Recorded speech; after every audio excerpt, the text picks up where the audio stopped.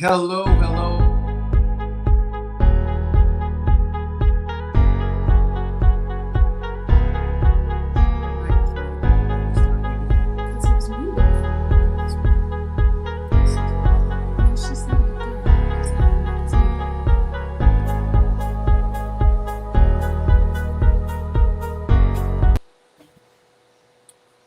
Hello, hello, hello, everybody.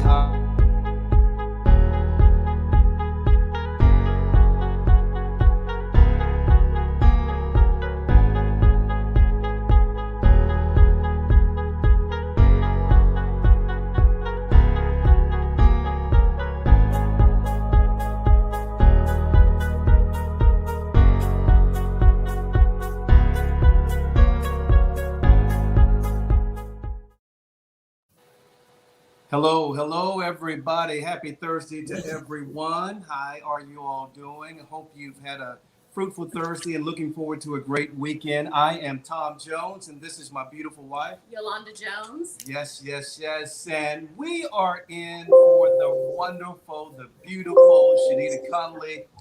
She has given us the keys to her life with Shenita talk show, and she just had one request. She asked that we don't wreck it. We don't wreck this Maserati, and we don't plan to. What we do plan to do is have a fabulous time talking to you all. We got a great group of couples.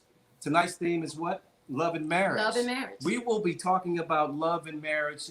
We've been married for a couple of years.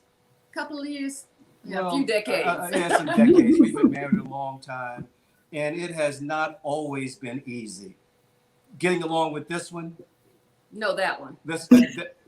Anyway, but there's a thought that, and I'll introduce the couples in a second. There is a prevailing thought that when you get married, it's supposed to be like the Ward and Beaver Cleaver. I know I'm dating myself, or like the Cosbys. Everything's supposed to be roses, and it's not. It's a lot of hard work. Absolutely. And you don't get to a point of having a long-lasting marriage without that work. Let's introduce the couples we have with us.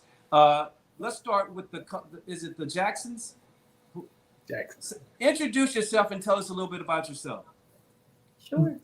Go ahead. Hi, everyone. I'm Shay Jackson. And I'm Ronnie Jackson. And we have been married. It'll be 13 years this May.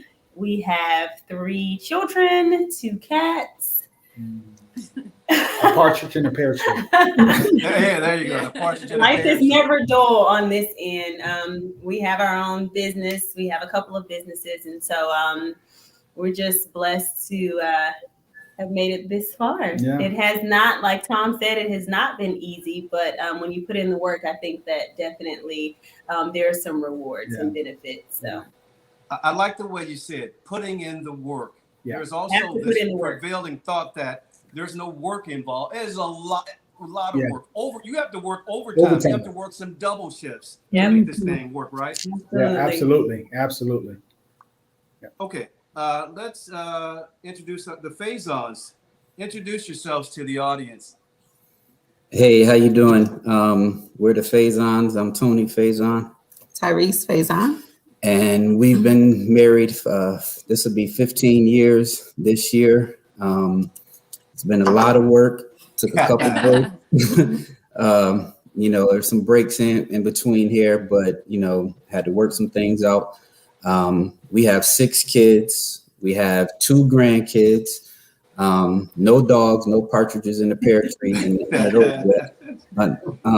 But one thing I can say, the ride has been adventurous, but it's been fulfilling as well. And I've learned a lot. And if you're in a marriage, especially this long, it's growing every day. You have to grow every day. You have to be willing to learn every day. And most importantly, you have to humble yourself every day. Wow. Absolutely. What he said. What he said. All right. And he picked up on some things. I have a lot of friends. They see me and my wife. We love to travel. We love to go to jazz concerts. We love to go to the drive-in movie. There's so many things that we love to do together. And I think she's my best friend. I truly do. I get excited when I got some new information that I can come home and share with her, and she can share with me. And she's like my best friend. I truly enjoy being around her. And a lot of people, a lot of married couples, they see us on social media and they go like, hey, what's going on with you guys? Y'all look like y'all enjoy being together. I can't wait to get away from my husband or my wife. And I just think that is so uncommon. That's anathema to a good marriage. I'm wondering what's going on in your marriage that you want to get away from your spouse. What is it in your relationships, talking to the Jacksons first, that makes you want to be around your wife all the time? And you don't want to be in a hurry to get away from her, if that's in fact true. No, I think it's building together, building life together. I think that's the fun part. We get to, raise these kids. We get to, just experience life. Prior military. So we had an adventurous first part of our marriage, going through just traveling, and then growing a business together. It's just the fun part is the in-between stuff. You have your your beginning and you have your end, but the in-between stuff is like the fun stuff. You get to, mess up, you get to, relive and, do the right thing, do the wrong thing, and just live life. I think that's a lot of people take that for granted, the building part, So that's my fun stuff, we had a friend of ours that works with us in business, and we were recently around him, and it was funny because he said, I know that the three couples that are live right now, we're different generations. And so one of the things that he said about our generation was that it's very different from older generations, baby boomer generations, and the generations before that. It's just, it was funny because do you remember what he said? He said, our generation is the lust generation. So he's like, y'all have that old school, love. And I mean, we're human, everybody has ups and downs and good days and not so good days. But I think, there is a solidarity that comes with understanding just the sanctity of marriage and really, like I said, putting in that work. So, yeah. Yeah, Ronnie, interesting thing that he said was course correction. It's okay to make mistakes, but it's okay to correct them and move on. I like that. I like that. The Faisons, what keeps you guys infused about your marriage and wanting to be together and enjoy each other's company? So I think that it has a lot to do with the friendship first. So before anything else, we were friends and we worked really hard to maintain that. Wow. Another piece is to have someone that you can take the mask off. So we have to be so many things to so many people, but with you, I can just be me. So for the females, whether it's unloosening the bra strap or whatever, just kind of being free to be who you are. I think that is one of the huge pieces for me and for us that kind of binds the friendship, the jovial piece, the enjoying one another. What about letting out some air down there? Oh, yeah. Well, some of us are a little more comfortable with that than others. We won't say who. Some of us are a little too free. Yeah, a little too free. For me to answer your question, I think what really helped us is we had to find something that made life enjoyable, and we had to find it together. As you had mentioned, we love to travel. We travel quite often, and so traveling is our thing. Sometimes we'll lay in bed or we'll be sitting somewhere, and what breaks the monotony is I'll say we were in Vegas this time last year. It's 7 p.m. What would we be doing right now? Yes. And to say we'll be getting ready to go, we'll be doing this, and we love cruising. So I would say it's 8:30 a.m. Where will we be? We'll be in the main dining room on the cruise and getting ready to go hit the deck. So I call them mile markers. Life is rough every single day. I mean, you deal with ups and downs, kids, grandkids, job, everything. So I put those mile markers in front of us and say, hey, babe, if we can make it till June 5th, we know we're going on vacation this time. So from today until June 5th, there's nothing that's going to stop us. Wow. And we know that when we get to June 5th, we're going to enjoy each other. We don't care what's going on. And that's something that we cherish. That's something that makes me look at her and say, I just can't wait to go on vacation with you, you know, and see you and laugh. So that's it. Beautiful. Because and we love the planning of those trips. Yes. We get into the planning of it and to the arranging it and talking about the trip leading up to it and then doing the trip. And then afterwards, we do like a little post vacation and we say, what can we do better? What can we do better? What can we do better? What can we make better? If we're on the beach, do we like our beach chairs? Do we have brought more towels? So we do all of that. And I think those are bonding moments. Yeah. They strengthen us, that the fact that we are, as the Jackson says, building something together. You guys are building a business together, but you're also building relationships and strengthening those bonds that you have. So building is crucial in a marriage. You got some questions from Shenita. Yeah, this question came from Shenita. She wanted to know that what does love have to do with the thing called marriage? What does love have to do with this thing called marriage? I'm like Tina Turner. And we're going to go ahead and start off with the Jacksons. Oh boy. Okay. What does this thing love? Well, for starters, you know, you gotta, I feel, you know, first before love, you gotta like that person, you know, and then, you know, love, of course, with our marriage, it's the glue. It's absolutely the glue. Like, you know, marriage is the word in the beginning, right? When you standing in front of the reverend or whatnot, and you know, you say, "Hey, we're married now." But marriage don't really kick in effect until you build that love up and you build that process.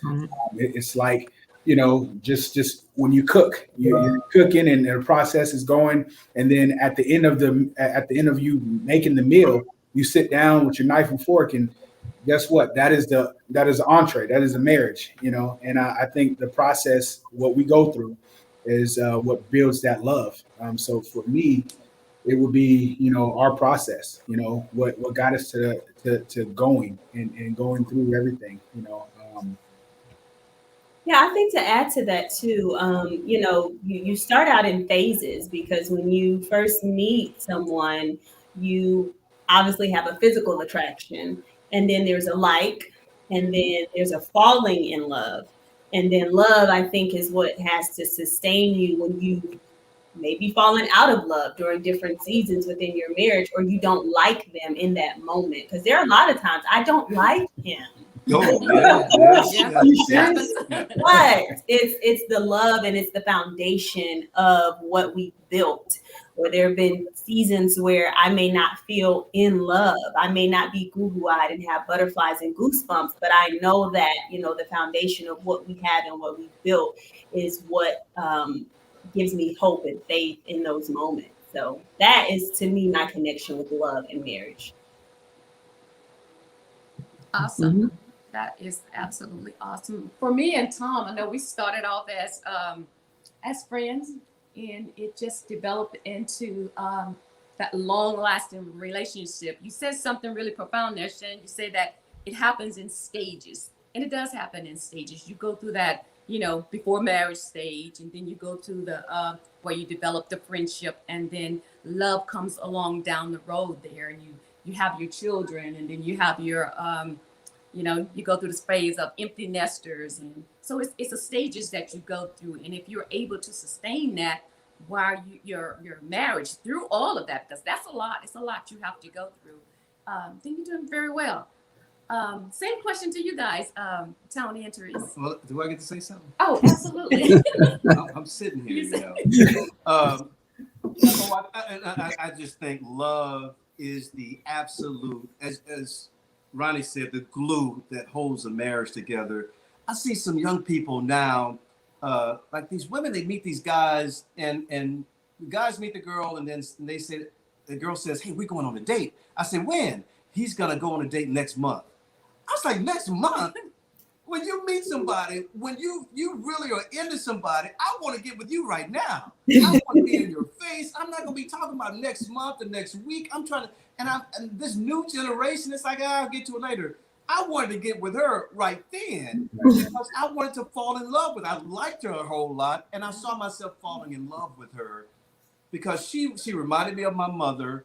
And this is what she told me when we first moved together. And I've told this story so many times, but we moved together in an apartment, and she looked at me in my eye, and she was serious. And she said, look, boy, you ain't gonna be shacking up with me. If we're gonna be standing, you have to marry me. And I don't think the thought really had crossed my mind until she hit me with it. And after she said that, I knew how much I liked her, was falling in love with her. And I started planning. I got an extra job. I did. Oh, she said, I want to go on a honeymoon. I want the ring. I was like, oh, I gotta get an extra job. And I did all of that because I loved her and I wanted to build something with her. So once again, that word building keeps coming up. And that's a part of the love in marriage. And that's the topic of this show. We are sitting in for Shenita Conley on her Life with Shenita's show. It's such a pleasure to be here. She'll be joining us toward the end of the show, so she'll have something to say as well. But let's continue the dialogue with the Faisons. The question was, what does love have to do with marriage? What's this thing called love have to do with marriage? This thing called love has to do with marriage, everything. And the reason that I say everything is because a lot of times in our marriage, sometimes we didn't have anything else. You know, we didn't have the liking, we didn't have the finances, we didn't have all the bills paid. We didn't have anything but love. And when you put it to the point where I'll say it like this, you have to depend on love in your marriage. You can't depend on anything else because sometimes you may not have anything there. And so a lot of people look to money. A lot of people look to food. They look to drinking. They look to alcohol. They look to sex. They look to whatever. But when those things aren't there and you have to lay in bed and look at her, what makes you stay there? What makes you stay faithful? What makes you say, I'm going to get up and go to work? What makes you say, when you're lying here in the bed next to me, not feeling good, I'm going to take care of you until you're better? It's nothing but love, because money can't do it sometimes. Friends aren't there. Family's not there. Speak. So I just look at love as everything. And when you put love at the top of your tree or your pyramid, nothing else matters. And so if love is not there at that moment, you have to fight, you have to find, you have to search and say, how do I get back to love? Wow. That's profound, brother. Yeah. So I agree 100%. And to add to it, I see it as being foundational while you evolve into different stages or different types of love and the depths of it. That initial piece, if you're not building on that foundation of love, you may crumble along the way if you're not mature enough to allow the components to build on one another. So I just see it as a good baseline for building your relationship. It's even if you start with an inkling, I guess that's that mustard seed that you start with in any relationship, and it evolves into something more magnificent. Yeah. Wow. Hey, next question here. Yeah, we talked about love, but let's talk about dissension. You live with a person 24 hours a day. You see them practically every day. There's going to be some dissension in your relationship. And this one right here, this is what she'll do. She'll come home and open up every curtain and blind in the house. And then at night, she'll go upstairs, and then it's my job to close them. So I'm like, who signed me up for this job? You wanted the curtain. But anyway, there's dissension in every relationship in marriage, and there's conflict. What's your best tools to resolve conflict? Let's start with the Faisons.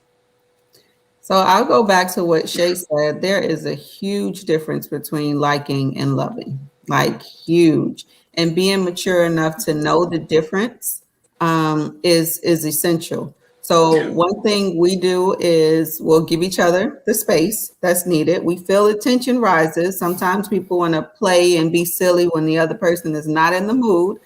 Bad timing. But we've grown to kind of back up, and we had to learn that the hard way, because he would want to be like, no, let's talk about it. You're upset. What's the matter? And I'm like, give me a minute, because you don't want me to say something that we really gonna have to process later. So I think a big piece is pausing and stepping away with the But that takes confidence some of maturity, knowing. does it? That takes some maturity to do that. Yeah. It That's not does. easy. It is not, but we've seen the fruit of it. Now we can have more meaningful conversations about the dissension or the conflict or what have you. And we actually get to a point where it's not so heated. It's much better place, pausing and stepping away. So your rule is to say, step away from it for a moment to cool down, and then do you revisit it We do. in a calmer tone? Yes. Yes. No running away. Can't We got a run. runner. We got a runner. but- Sometimes we have to run because sometimes Cool down period. a cool down period. Sometimes we have to cool down or have to run, but we'll separate for a minute and come back, and I could feel the tension in myself rising again. So I'm like, oh, we got to take another time out. You know what I mean? Yeah. But overall, for me, you have to learn to fight fair or have Yeah. dissension fairly. And that's the number one thing. If you say something, or if I'm hurt as a man, which we do get hurt, and that's another milestone that we have to get to. You gotta, as a man, we have to be able to admit that we do hurt. You hurt me. You said things that caused my heart to ache. But what we have to do is learn to fight fair. If she says something that's hurtful to me, I, in my spur of the moment response, can't say something equally as bad to hurt her. And you have to learn to fight fair. And whatever fighting fair is if you have to pass the stick, if you have to give the water bottle and say, whoever's holding the water bottle right now, that's your turn to speak. Sometimes in marriage, you have to go to those crazy lengths to make sure, you're fighting fair, you're doing things fairly. So for me, that's what it is. I think that's really helped me grow and help our marriage grow. Wow. Yeah. Wow. I remember early on in our relationship, and we used to kind of go at it, and she had a temper, still does, but anyway. And I remember just coming to this revelation, it just hit me. It was like a bolt of lightning. And I remember telling her, look, you ain't going nowhere and I ain't going nowhere. So let's just stop this. We're going to stay right here and solve this and then move on. And that's our motto. Yeah. Whatever it is, we say it and then we move on. We Yeah. don't drag it on and drag it on. We say, look, stop it right. We go at it. And then a few hours later, it's just not that important. Us being together and us being happy is what's important. And that's what we're here on earth for, is to be happy. Yeah. You're gonna have disagreements. You're You gonna just have gotta learn how to work through them. That's all. Yeah. The Jacksons, Hmm. how do you handle conflict? I think for us and for a couples period, there should be an understanding that sometimes, and this is what I learned over the years, it's really not even about the other person. It could be about something within yourself. And that's one thing that, we had to come in and get a mediator to really assist us and help us break down some of those deeply rooted issues that it's like, it's not even about you. It's some things that are going on within me. Trauma that I have, that I have to be, naked and unashamed to say, oh, wow, you're right, to the mediator, to the therapist, to the counselor, because when it's just the two of you all and you're thinking that you're right, you're just bumping heads. And like for us, really, like we needed that professional help. We needed that assistance to help us to know that, having dissension is it's okay, but how to handle it and how to move through it and not just try to run from it. And divorce is, that big word out there, like, I'm going to give up, I'm done, I'm quitting. Right. So that for us has been a big factor. Yeah. I think for me is just understanding that, like Shay was saying, wounds You know, everybody has wounds that we went through, that we have really uncovered throughout our marriage. Because remember, we go into seasons. So the way we was arguing back in the very beginning is not how we argue now. So you know, we kind of grew up, and you know, now it's like, okay, now we have to uncover the next level, or even get better at going away and coming back. You know, taking some time, because in the very beginning we could, you know, go away and we'll be fine. But now it's like, okay, we got to spend a little bit more time on this particular situation. So it's just growing up and learning better and better and better. And you know, everybody has their point where it's like, okay, I know my wife is a firecracker, so I know if I push this button, you know, and that's that fighting fair, you know. So now that I know a little bit more how my wife handles certain situations, okay, now I know I can't go there. I know I gotta, you know, just be a little bit better at expressing myself when it comes down, and just take some time to really articulate myself to where she can understand how I feel. Because, you know, like you were saying, we have feelings too, and they have feelings, so we have to learn how to, you know, work that thing out a little bit. She looked like a firecracker. Yeah, hey, did you see when he said that? He kept looking over his shoulder. I was like, Oh, they got 13. They good.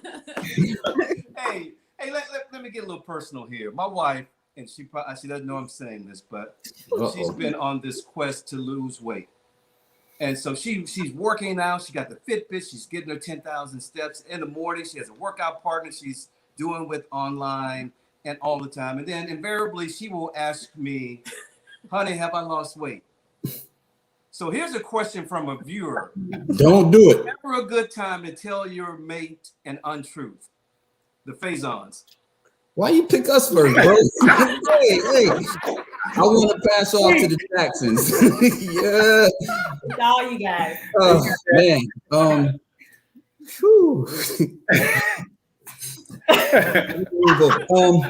In all honesty, blink twice. You all right? Man, that you brought up the story. You answer it first. That is a great question. Oh boy.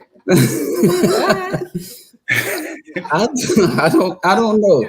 I think it's important to be able to communicate. Yeah. And in that communication, I think you have to be honest, not too brutally honest, but you have to be honest. I was watching one of these reality shows where a guy told his girlfriend, his fiance, that he wouldn't have married her if she hadn't got her teeth fixed. And that's just brutal to say that like that. And I would never tell her, no, you've gained weight, but I would tell her that you're making progress. I would tell you that you're looking good, which I have done. And I was like, oh, you're looking good. You're doing. But an untruth, I would never be brutal. It's how you say it. Mm-hmm. It's what you say. And it's the tone of what you say. I always want to let her know that she's beautiful, no matter what size she is. And I want to compliment her on her progress. So that's how I would handle that. But if I came to you, say, hey, baby, is my stomach getting big? No, kind of like ease into it. You know, I wouldn't tell you the truth. Okay. Well, I don't know. Is it ever a good time to tell your mate an untruth? This guy has told me I was gaining weight on a few occasions. So okay. Don't make me bring the children down here.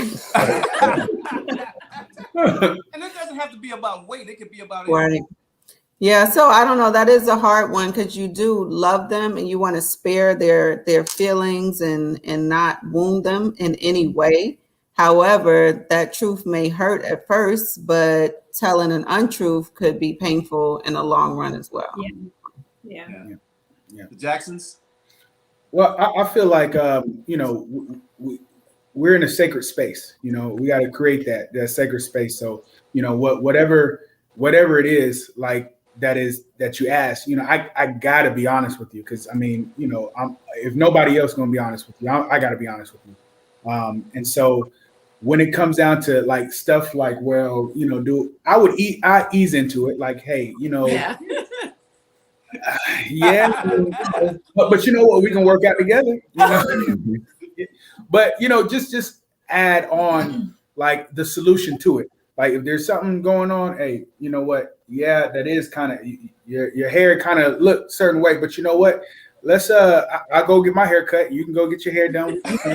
Like, I mean, always buffering it. I think that's the buffering the hard stuff. I like that word. Shay. Yeah, I agree, because I mean there are things, and I'll say this too. There are things I have asked Ronnie about me, for example, and I feel like he knows I'm right, but he doesn't want to tell me or be in agreement with it because he feels like he'll be in the doghouse about it.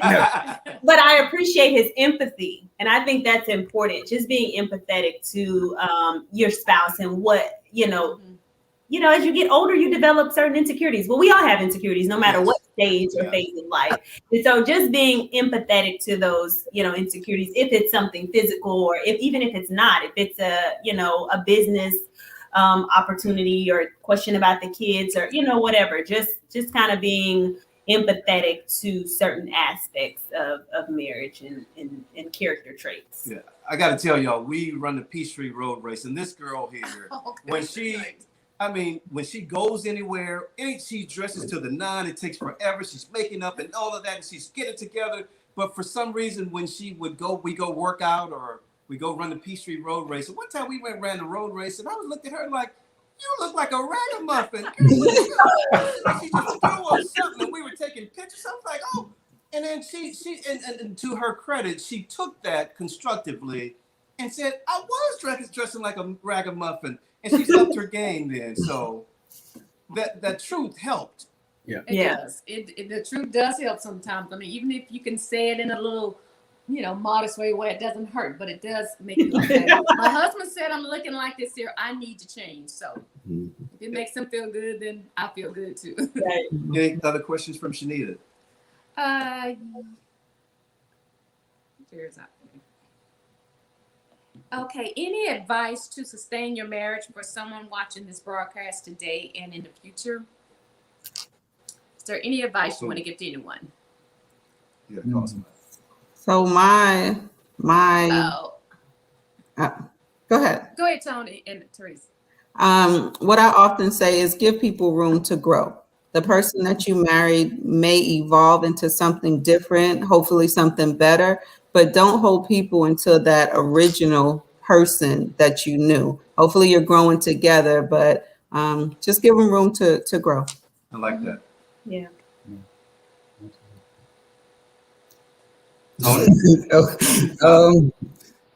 I agree with her, give them room to grow, but also allow that person to be themselves as well.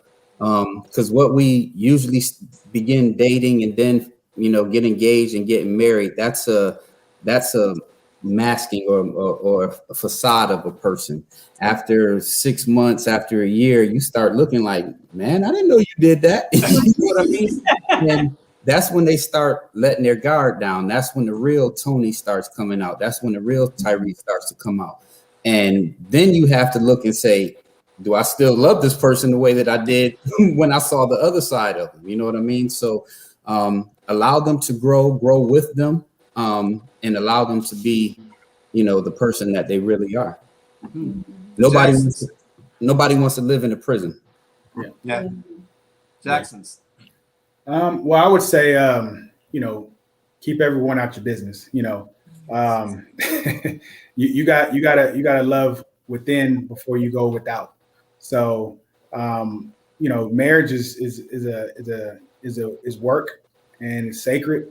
So everybody don't need to know your problems unless there are mutually discussed amongst yourself. Where, look, this is the person that we're going to go to if we have situations, if we got problems, or if we got to grow through some things. We're going to, appoint this person versus going to, cousin, auntie, your friend, down the street, everybody else. Hey, we're not going to go to anybody else. We're going to go.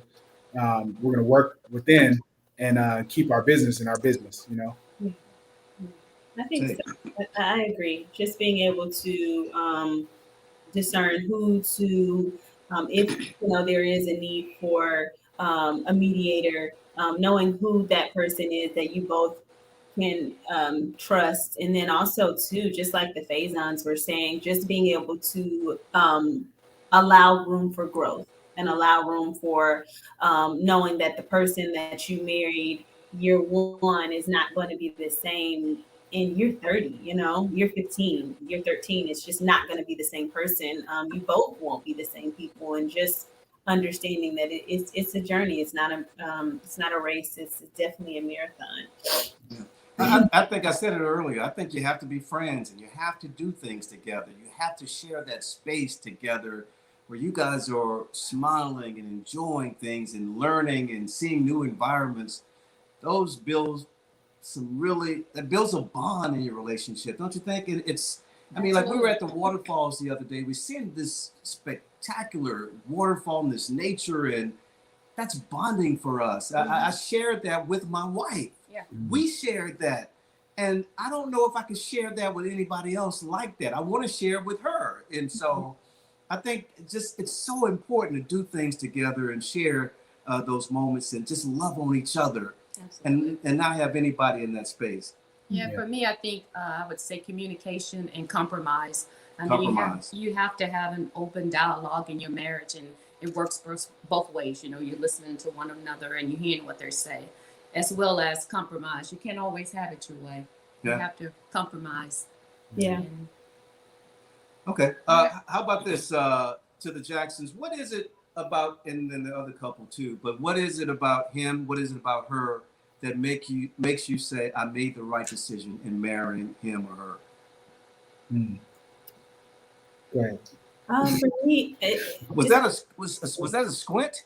no, we were both going to talk at the same time. Oh, okay. Tom, you're trying to get us in trouble.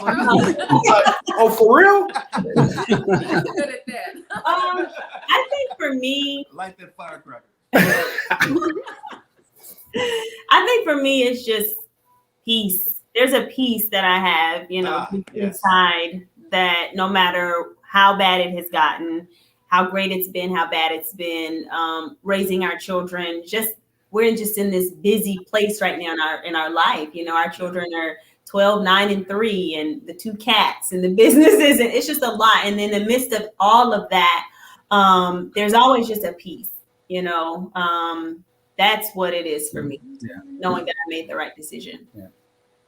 For me is, this is my alley-oop partner. Like, she's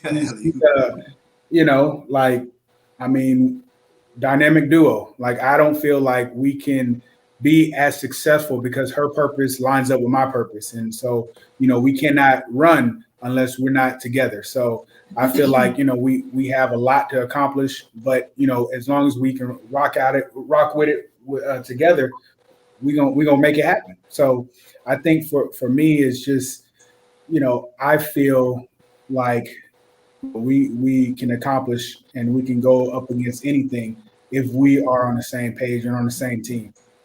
And the book is not upside down. It's got to be, because some people have. Anyway. Faith Thomas, what is it about the other one that makes you say, I made the right decision in marrying him or her?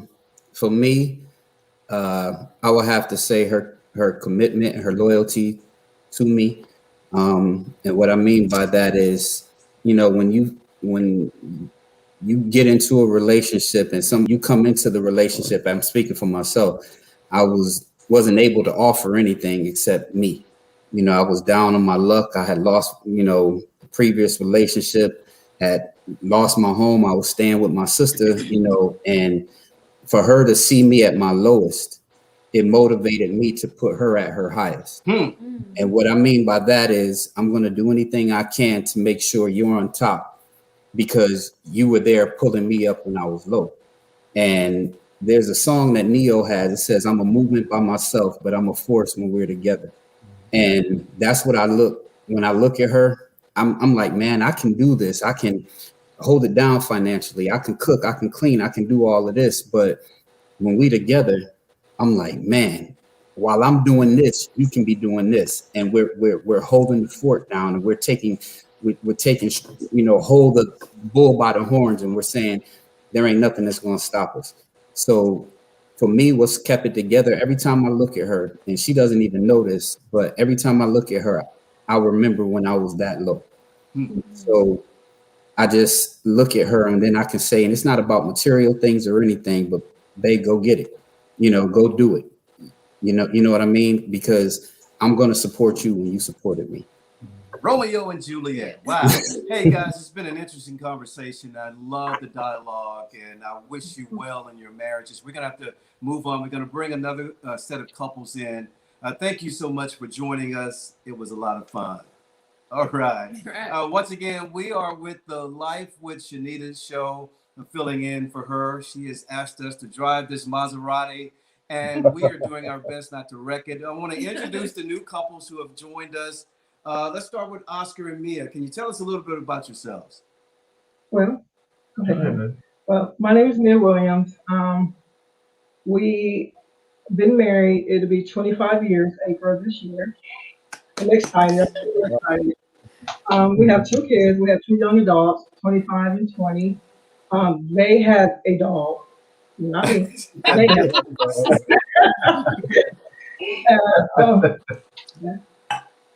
Yeah, I mean, piggyback off what my wife said. We've been married, it'll be 25 years next month, and we're looking forward to that.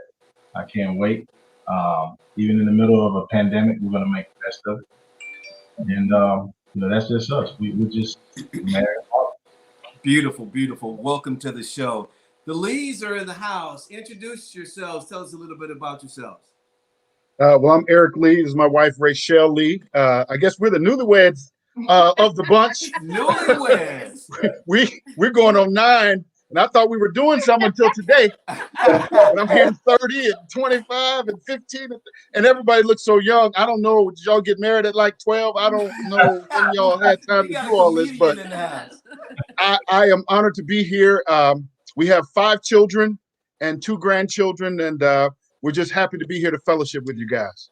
Wow. Well, let's get it rolling here. Let's start with the first question for the Williams. How do you sustain 25 years? That's a long time. What is the key to sustaining this thing and keeping this train on the track? Well, for me, we put God first. I get a lot of people ask, what are you doing? How do you guys keep your marriage together? We put God first, and truly everything does follow. Amen. This is my best friend here. This is my gift from heaven. I tell everybody, he's not perfect, but he's perfect for me. Oh, wow. Yeah. The fact that he's taken the time to learn who I am, understand who I am. He's there through the good, bad, and the ugly, and that's what it is. Oh, I love that. I'm not perfect, but he's not perfect, but he's perfect for me. Mm-hmm. Oscar. For me, it's just I had to learn it's not always the big things. And It's not always what? It's not always the big things. It's the little things, the small things that add up to the big thing, to one big thing. And from holding the door for her and treating her like the queen that she is, and learning over the years that she deserves to be up on a pedestal, because that's where I'm going to put her, and that's where I'm going to keep her. And for me, it's just motivation to know that I can always be a better man if I continue to please my wife, and that's my job every day to do that. And Oscar has a website on Facebook called Married and Marvelous. Check it out. I mean, they represent for the married couples. I know a lot of this society now is a lot of pressure. Don't get married. Stay, being single is the greatest thing in the world. That website every day lets people know that there's beauty in marriage. To the Lees, hey, how do you sustain this thing? 9 years. How do you keep it going?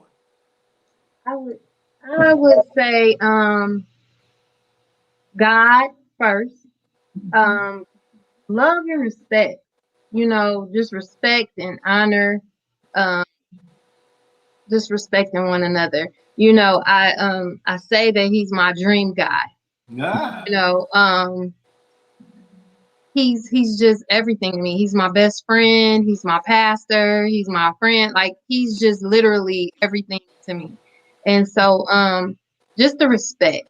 This is my second marriage. So You know, he's given me everything that I've always wanted. My favorite song used to be I Want to Know What Love Is by Mariah Carey. And so when I found him, I really found true love. You know, like I said, I've been married before and I had other relationships, but it wasn't love. It was everything else, lust, whatever, but it was never love. My husband loves me. He loves me, the children. So I would just say love, respect, and God. That is beautiful. And I agree. I agree. I think we undervalue respect in marriage, though.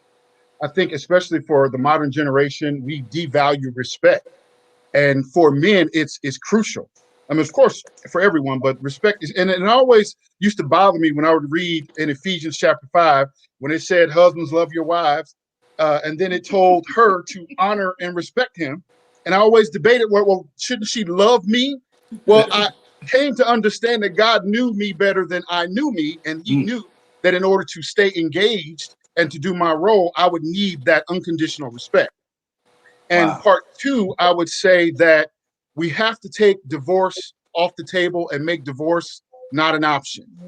I began to deal with her differently once I accepted that, but it took a long time to accept that there are no conditions. There's no way that we're going to ever consider this as an option.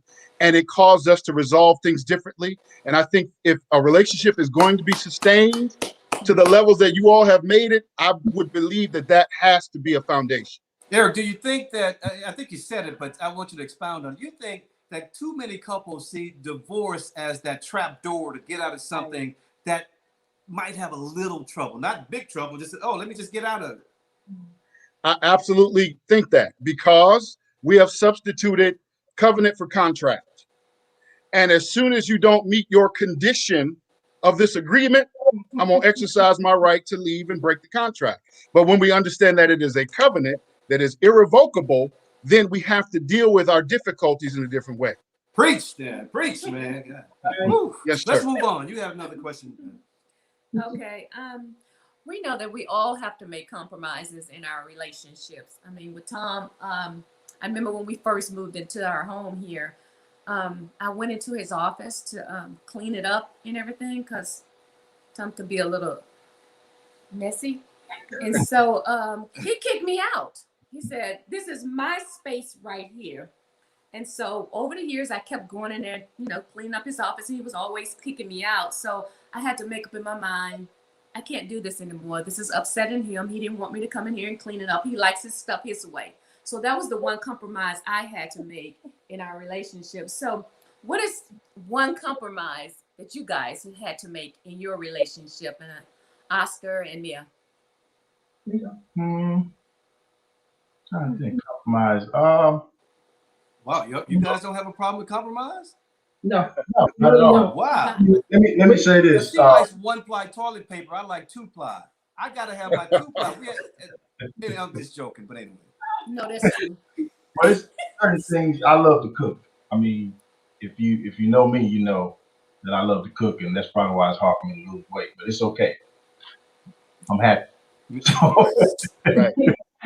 But when it comes to compromising, a lot of times my wife, she want to eat certain foods that I may not, be too weary of or like or whatever. But I'll compromise and I'll make sure I cook those items for her to make her happy, to keep her happy. I may not eat them. I may taste them, like avocados, guacamole. I can't stand it. Yeah.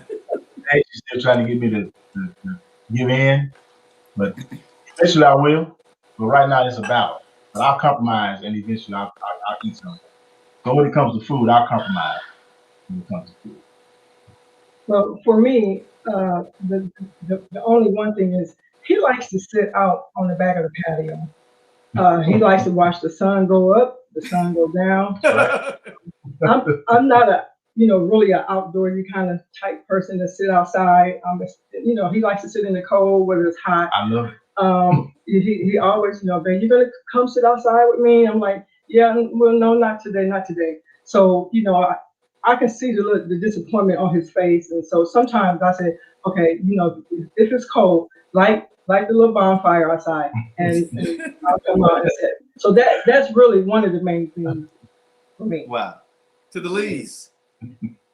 Well, I'll tell you what, that was I think that has been our biggest challenge. We both are very opinionated. We're both very strong-willed personalities. And so for us, that has been the challenge: when and where and how and what to compromise on, because we got married older. This was, I think I was 40 and you were something around there. I ain't gonna say how, yeah, but so we were advanced in age, and so we had already developed our likes and dislikes, and so that has been the biggest challenge for us, learning how to compromise. But it goes back to kind of what we were talking about earlier, that mutual respect. And so I will submit in some areas and compromise and defer to her, and she's learning to do the same.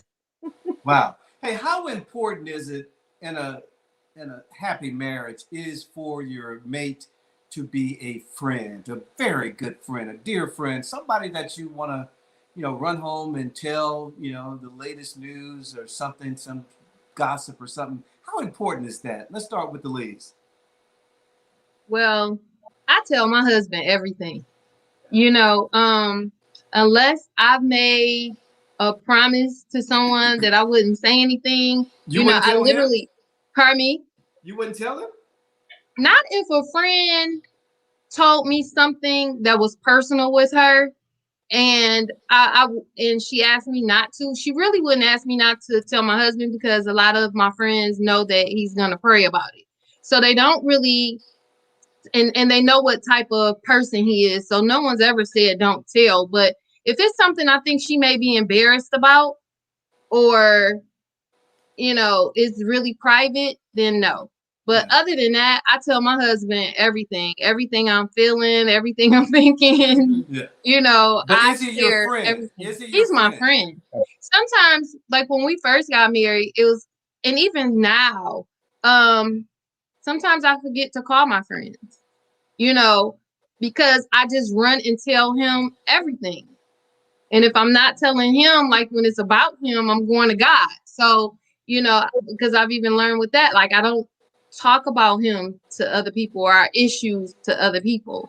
I just take those issues to God. So he's my best friend. So whatever it is that comes to my mind, my feelings, everything, I'm just pouring it out.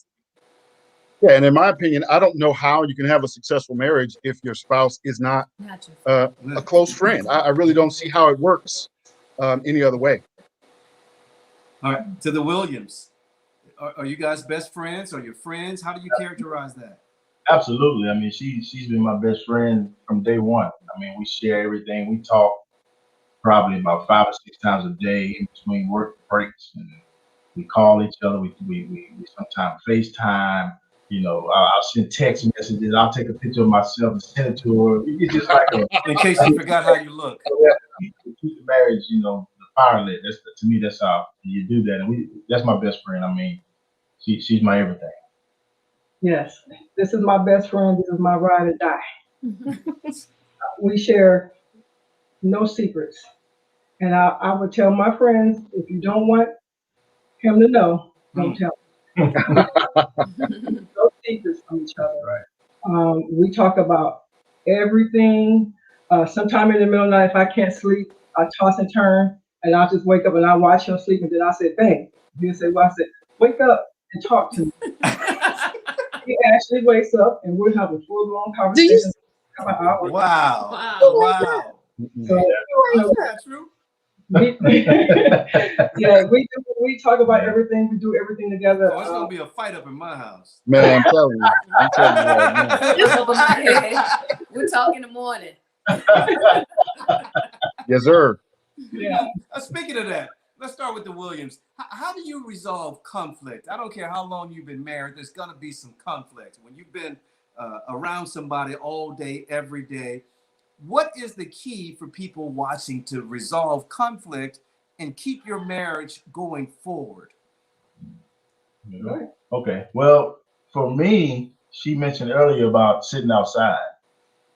Sometimes I'll create space because I know I've been knowing my wife for 27 years. So I know her body language. I know if she's having a day, I know when she wants to talk about it. I know when she wants to tell me everything. I know when she don't. I know when she loves me. I know when she likes me. I know when she don't want to be bothered with me, and vice versa. So we'll create some space, especially in the middle of this pandemic. You know, we're here. We can't go anywhere. So I'll go outside, or I'll go in the closet. You know, I'll go in a different room where she's not.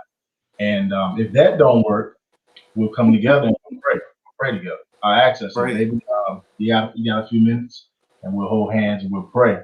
And usually that will work. Usually that will work. That'll work. Basically, it's the same thing that he said. Now he truly knows me.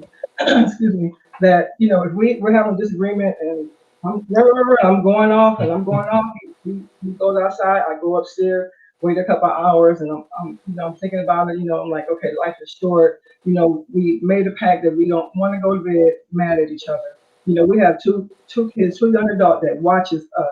I watch them watch us. Yeah. So I have to, as a mother and I have a daughter, I have to show her that this is how you are to treat your husband. You know, so I'll go upstairs and calm down, then I'll come out, baby, let's talk. And he always, let's pray. Yeah. And that's one thing I love about him. Let's talk about it, let's pray about it, and let's get over it and be done. Beautiful. To the leads, the same question. How do you guys handle conflict and keep that marriage on the train tracks moving forward? Again, it goes back to respect. And just knowing one another. We both have tempers and we understand that about each other. And so we respect that. And because we love each other and we love our marriage, we both know the level we can get to. And so that has taken, like, we got married at an older age. I was 42, he was 40. So, we weren't young. We've had marriages before. He's been married before. So they were kind of like our trials, what not to do. We learned what to do and what not to do. So when we came together, we kind of had like a cheat sheet. So it's just the respect, and not wanting to be mad at him or angry with him or to say anything to mess up the relationship, because we know that once the words come out, you can't take them back. But we're all human, though. We're all human. Come on now, let's be honest. You're gonna fight. There's gonna be some disagreement, some dissension. How do you get back on track? The biggest thing for me that has worked well, and she does it too, is to understand that what she feels is very real. Even though I may not agree or share her perspective, I have to understand the fact that what she's feeling is very real, and I have to abandon the habit of discounting her feeling if it differs with my perspective or with the way I feel about the situation. And once I accept that what she's feeling is very real and let her get her piece out, then we can at least diffuse the bomb. If I can at least, respect her perspective enough to let her get it out, then I can share my perspective. But if I were to continue just to try to beat my perspective into her mind, that's where I think the thing blows up and it turns into something that you would regret the next morning. So just accepting that what she's feeling is very real, though it might differ from my perspective, and letting her get it out, I can usually diffuse the bomb that way. Y'all make it sound so simple. What is actually just about that. We've had maybe, honestly, 1 or maybe 2 big arguments. We don't raise our voice at each other at all. And so it's to the point that my baby girl, one day we were having a mutual argument, and my daughter was like, "Are you two arguing right now?" Because we don't raise our voice at each other, ever. We did it twice in the early part of our marriage, and we haven't done it again. So, we're not the yelling type. Well, only because we know more than it didn't go well that time. Right, it didn't go well, but we know the effects of what that does to the relationship. Yeah. When you let it go too far, you wound the other person's soul. Yeah. And you don't ever want to be close to somebody with a wounded soul, because she's not going to let you in. You're going to lose trust, and it really starts the thing towards a downhill spiral. So I think we're sensitive to make sure that we stay within the rules of engagement when we have disagreements. And it's just getting a habit. No, of course it's not easy, but it's a habit that you have to create if you want to maintain. And neither of us want to ever revisit the lifestyles that we had before.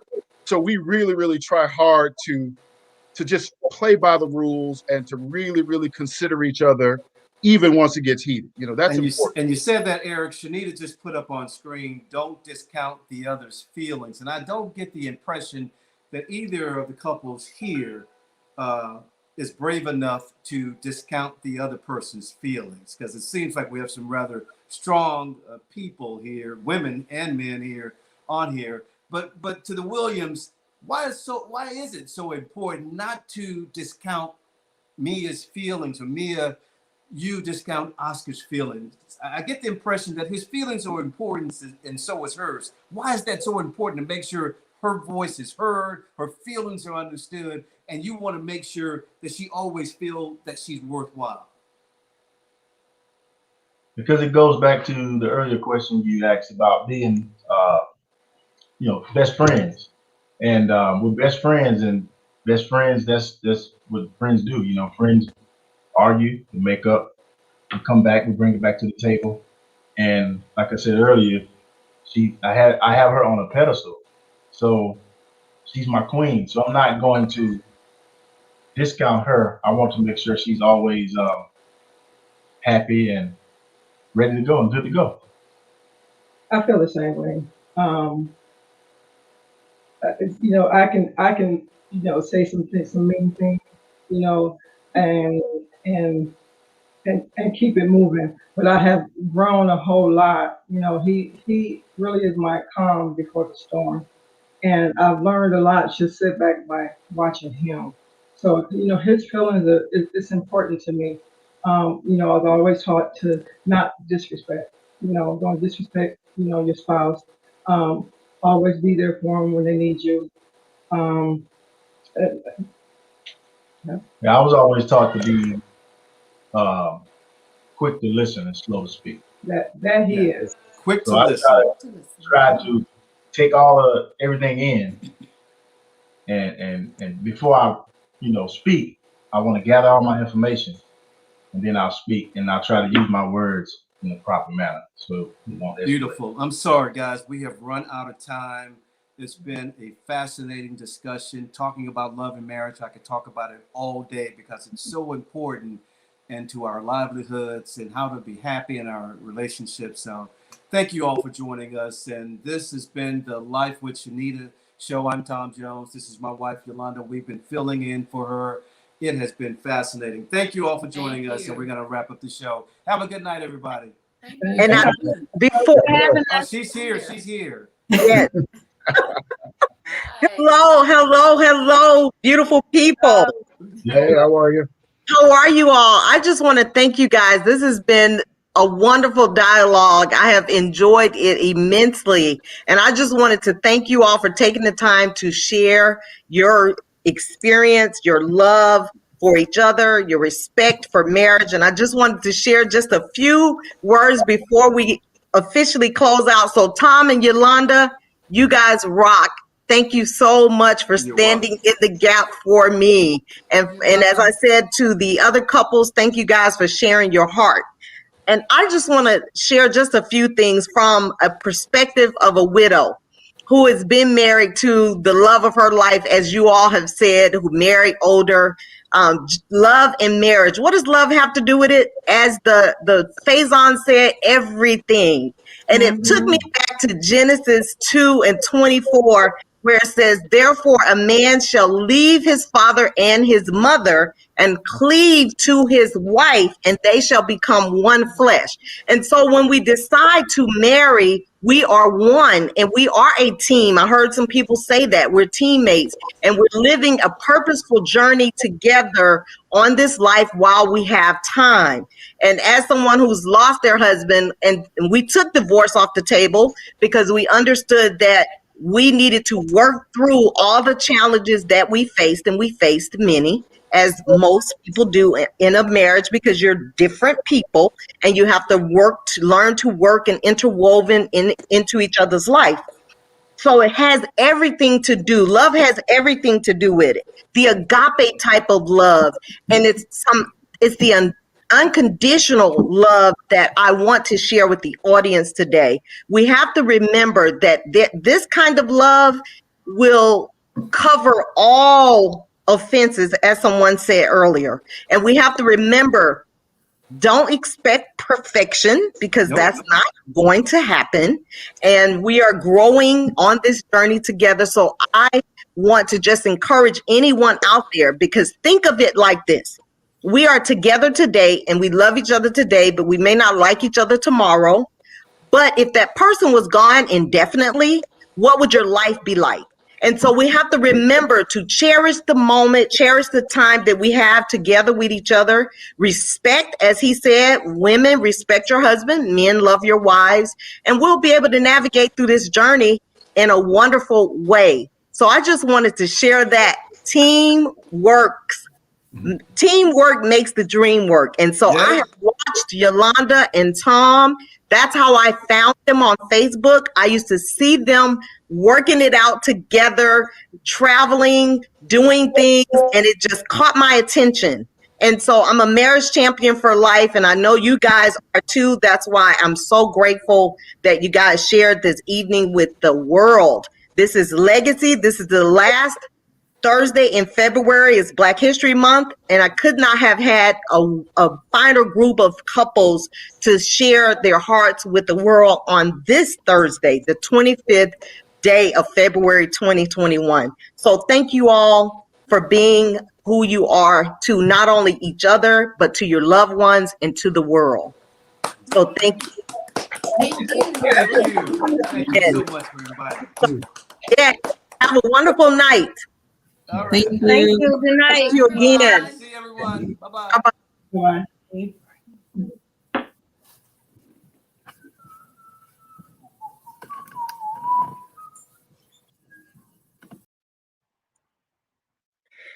Thank you guys for watching.